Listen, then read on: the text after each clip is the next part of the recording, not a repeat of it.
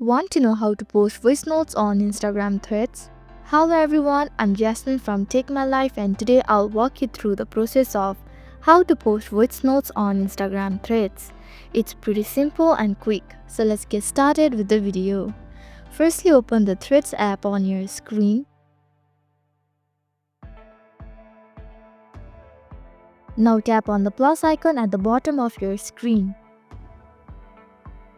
At the top right below the message bar, you can see multiple icons. Now tap on the microphone icon. Tap and hold onto the red button. Here you can see the subtitle for your voice note at the top. Furthermore, tap on the done button at the bottom right corner of your screen. Finally, tap on the post option at the bottom right corner of your screen.